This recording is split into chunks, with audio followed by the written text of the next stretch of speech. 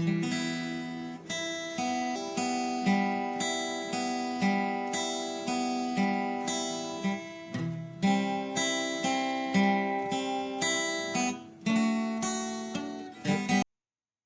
పరిశుద్ధ నామమునకు స్తోత్రం కలుగునుగాక.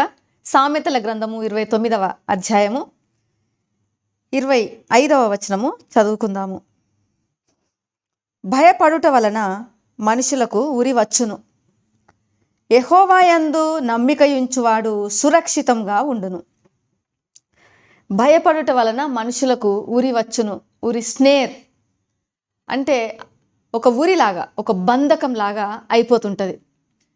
ఎందుకు మనం భయపడుతుంటాము అంటే మన చుట్టుపక్కల వారు, మన యొక్క స్నేహితులు, మన ఇరుగు పొరుగు వారు మనల్ని చూసి ఏమనుకుంటారో, మనల్ని చూసి నవ్వుకుంటారో, మనల్ని గురించి మాట్లాడుకుంటారో అని ఇతరుల గురించి ఎక్కువగా ఆలోచిస్తుంటాము. ఎప్పుడైతే మన దృష్టి అంతా కూడా ఇతరులు నన్ను చూసి ఏమనుకుంటున్నారో, అదిగో వాళ్ళు చూసి నన్ను చూసి నవ్వుకుంటున్నారు, నన్ను చూసి వాళ్ళు మాట్లాడుకుంటున్నారు, నా గురించి వాళ్ళు ఏం మాట్లాడుకుంటున్నారో, మన దృష్టి అంతా కూడా ఇతరుల మీదనే పెడతాము. భయపడిపోతుంటాము. నా గురించి ఏమన్నా నెగిటివ్గా మాట్లాడుకుంటున్నారేమో, నెగిటివ్గా మాట్లాడుకొని నవ్వుకుంటున్నారేమో, నన్ను ఎగతాళి చేస్తుంటున్నారేమో, అక్కడ వాళ్ళందరూ నన్నే చూసి మాట్లాడుకుంటున్నారు. ఇలాంటి ఒక విధమైనటువంటి ఆలోచన ఎప్పుడైతే మనకు వస్తుందో, భయం అనేది ఎప్పుడైతే వస్తుందో, అది మనకు ఒక బంధకం లాగా అయిపోతుంది. ఒక ఉరిలాగా, ఒక స్నేర్ లాగా మనం అందులో పడిపోతాము, ఆ ఉచ్చులో పడిపోతాము. దేవుని యందు విశ్వాసం ఉంచుటకు బదులుగా, దేవుని యందు నమ్మకం ఉంచుటకు బదులుగా, దేవుని యందు భయభక్తులుంచుటకు బదులుగా మనుషులకు మనం భయపడుతుంటాము. యెహోవా యందు భయభక్తులు కలిగి ఉండుట తెలివికి మూలము, జ్ఞాన సాధనము. మరి ఆయనకు మనము భయపడాలి. కానీ దేవునికి భయపడకుండా, దేవునికి ప్రాముఖ్యతనివ్వకుండా, ఆయన యందు విశ్వాసం ఉంచకుండా, ఆయన యందు నమ్మకం ఉంచకుండా మనుషులు నా గురించి ఏమనుకుంటున్నారో అనే భయం అనేది మనలను బంధకంలో పడివేస్తుంది. ఇక్కడ ఆ విధంగా మనం పడిపోయినప్పుడు, మనుషుల భయము ఎప్పుడైతే మనలో ఆవరించి ఉంటుందో, ఎప్పుడైతే ఆ భయము మనలో ఉంటుందో, చేయవలసినటువంటి పని ఇంకా మనం చెయ్యము. ఏదైతే సరైనది అని అనుకుంటామో దాన్ని ఇంకా చెయ్యలేము మనం. ఎందుకంటే వీళ్ళు నన్ను చూసి ఏమనుకుంటున్నారో, వారు నన్ను చూసి ఏమనుకుంటున్నారో అనేటువంటి భయంతో మన ముందున్నటువంటి కార్యాన్ని మనము సమర్థవంతంగా నిర్వర్తించలేము. ఒకవేళ మనుషులకు భయపడకుండా యెహోవా యందు లేదా యేసయ్య యందు విశ్వాసం ఉంచి, ఆయన యందు సంపూర్ణ నమ్మకం ఉంచి, ఆయన యందు సంపూర్ణ విశ్వాసం ఉంచినప్పుడు మనము ఎలాంటి క్లిష్ట పరిస్థితులలో కూడా చేయవలసినటువంటి మన ముందున్న కార్యమును సమర్థవంతంగా నిర్వర్తిస్తాము. ఉదాహరణకు మనము పేతురు భక్తుని మనము చూసినట్లయితే మత్తయి సువార్త 26వ అధ్యాయము 69-74లో ఒక సందర్భాన్ని చూస్తాము. యేసు ప్రభువుల వారిని గెచ్చమైన తోటలో బంధించి మరి తీసుకొని వెళ్ళిపోయారు. అలాంటి పరిస్థితులలో ప్రధాన యాజకుని ఇంటి ముంగిటి వరకు మరి పేతురు యోహాన్లు వెంబడించారు, ఏం జరుగుతుందో చూద్దామని. మిగతా శిష్యులైతే అందరు పారిపోయారు, చెల్లాచెదరు అయిపోయారు ఆ రాత్రి. కానీ మరి పేతురు అంతవరకు బాగానే ధైర్యంగానే వచ్చాడు. అయితే అక్కడ 3 సందర్భాలు చూసినట్లయితే ఆయనలో కూడా ఒకలాంటి భయం చోటు చేసుకున్నది. అక్కడ వెలుపటి ముంగిట ఆయన ఉన్నప్పుడు ఒక చిన్నది, చాలా వయసులో చిన్నది ఒక చిన్న అమ్మాయి వచ్చి, నీవు కూడా గలిలయుడగు యేసుతో కూడా ఉంటివి కదా అన్నది.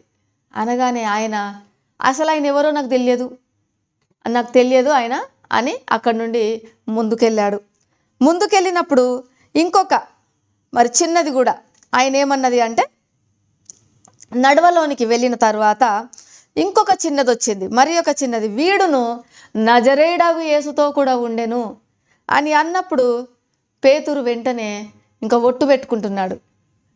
నాకు అసలు ఆయన ఎవరో తెలియదు అని.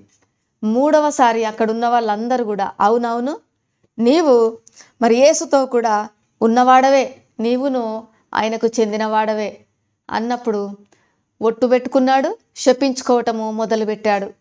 మరి అప్పుడే మరి కోడి కూసినట్లుగా మనం చూడగలం. యేసు ప్రభువులు వారు ఏదైతే చెప్పారో ముమ్మారు నువ్వు నన్ను ఎరగనని అంటావు పేతురు అని ఆ మాట అక్కడ నెరవేరింది.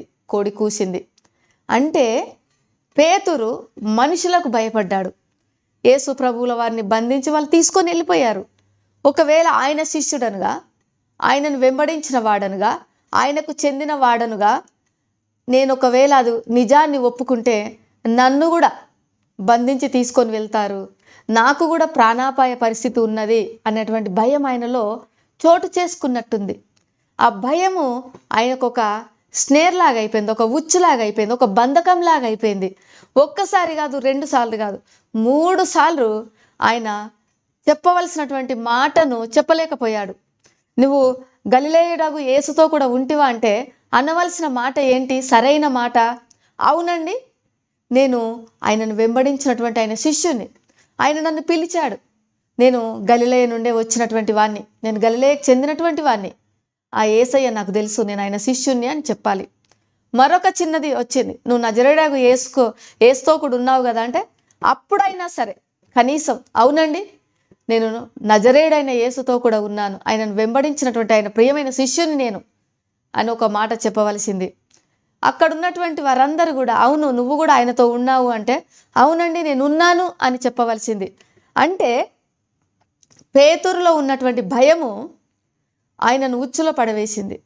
ఎలా అంటే ఒక్కసారి కాదు, 2 సార్లు కాదు, 3 సార్లు ఆ భయం అనేది చెయ్యవలసినటువంటి పనిని చెయ్యనివ్వలేదు, ఒప్పుకోవలసినటువంటి సత్యాన్ని ఒప్పుకోనివ్వలేదు, చెప్పవలసినటువంటి మాటలను చెప్పనివ్వలేదు. ఆయన ఒకవేళ అక్కడ చెప్తే మరి అక్కడ ఏం జరిగేదో, ఆయన సత్యాన్ని చెప్పలేదు. దానికి తోడు ఒట్టు పెట్టుకోవటము, శపించుకోవటము, నాకు తెలియదని చెప్పటము. అయితే ఇక్కడ ఇంకొక మాట ఏముందంటే యెహోవాయందు నమ్మిక ఉంచువాడు సురక్షితంగా నుండును. ఇదే పేతురు అపోస్తుల కార్యాలు 1వ అధ్యాయంలో యేసు ప్రభువుల వారు చెప్పారు, మీరు ఇక్కడ యెరూషలేములో నిలిచి ఉండుడి, పరిశుద్ధాత్మ మీ మీదకి దిగి వచ్చినప్పుడు మీరు శక్తి నొందుదురు అన్నాడు.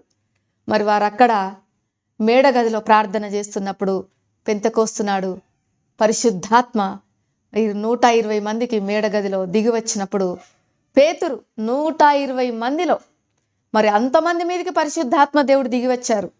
కానీ పేతురు ఒక్కడే ఎంతో విశ్వాసంతో, ఎంతో ధైర్యంతో, ఎంతో నమ్మకంతో ఆయన ఒక్కడే లేచి నిలబడి, ఏ నజరేయుడైన యేసు నాకు తెలియదు, ఏ గలిలయుడైన యేసుతో నేను లేను అన్నాడో అవే నజరేయుడైన యేసు సత్య సువార్తను బోధించాడు. ఆ గలిలయుడైనటువంటి యేసు యొక్క పునరుత్థాన సువార్తను చాటి చెప్పాడు.